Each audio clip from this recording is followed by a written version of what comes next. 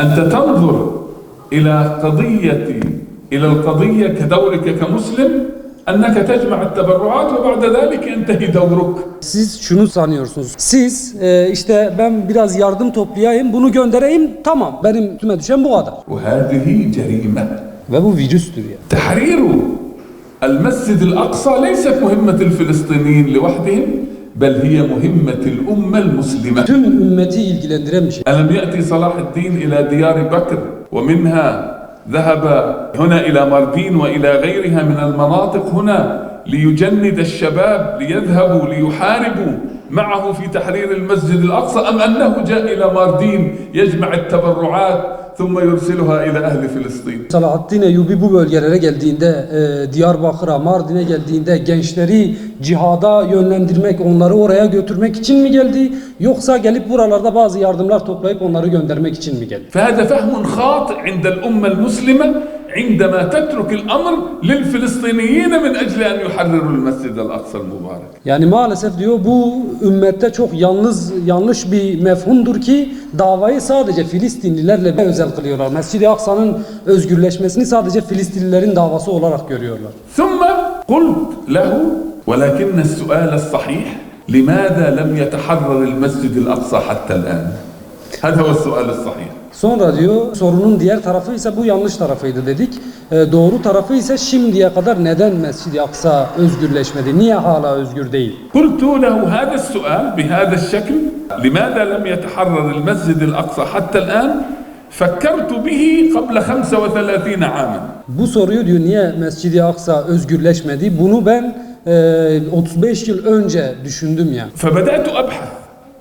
بدأت أبحث في الاحتلالات السابقة للمسجد الأقصى وكيف تم تحرير المسجد الأقصى. Ve diyor araştırmaya başladım. Daha önce Mescid-i Aksa nasıl işgal edilmiş ve işgalden sonra nasıl tekrar özgürleştirilmiş? Bunu araştırmaya başladım. يعني نحن لسنا بحاجة أن نخترع من جديد. هذا المكان احتل أكثر من مرة على مدار التاريخ.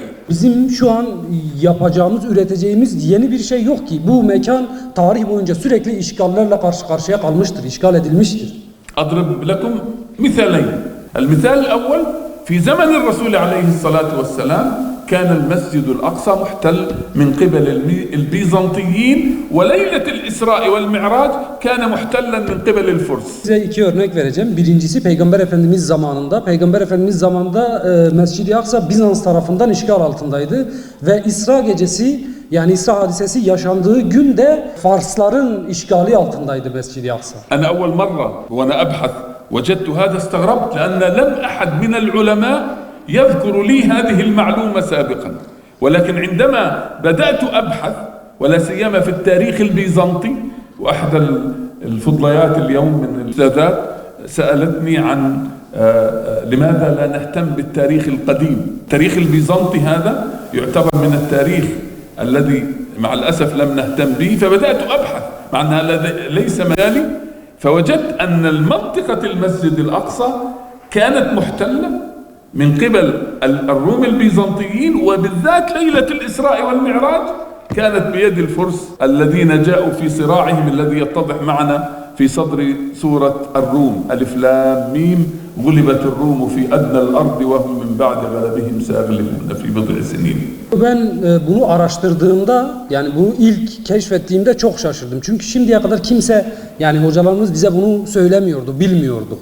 Ta ki Bizans tarihini araştırmış hocamız kendisinin alanı olmamasına rağmen bu alanı araştırıyor ve burada bunu fark ediyor. İsra gecesinde Farslar tarafından, öncesinde ise Bizans ve Rumlar tarafından işgal altında olduğunu, sonra işte Rum suresinin ilk ayetlerine vurgu yaptı hocamız. Salahuddin يقول لولا العلم والمعرفة لما استطعنا أن نحرر المسجد الأقصى. Yani eğer diyor Salahaddin Eyyubi şunu söylemiş, eğer ilim ve marifet olmasaydı biz Mescid-i Aksa'yı özgürleştiremezdik. خلاصة ما أريد أن أقوله سواء عندما ننظر في خطة الرسول صلى الله عليه وسلم أو الخطة في زمن الحروب الصليبية الأساس الأول للتحرير هو العلم والمعرفة. Yani diyor kısaca şunu söylemek istiyorum. Peygamber Efendimizin projesi yani o zamanda ki gerçekleşen fetih ya da Haçlı seferlerinden sonra gerçekleşen fetihte şunu gördük.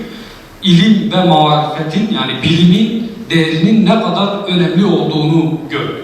ولهذا علينا أن نهتم بأن نعلم ونعرف عن بيت المقدس والمسجد الأقصى لأنها الخطوة الأولى على طريق التحريف. Bunun için diyor şunu çok iyi bilmeliyiz ki Mescid-i Aksa'nın ve Kudüs'ün özgürleşmesinde ilk adım bilmek ve tanımaktır. Orayı bilmek ve tanımak. Çünkü diyor bu projenin ilk ayağıdır.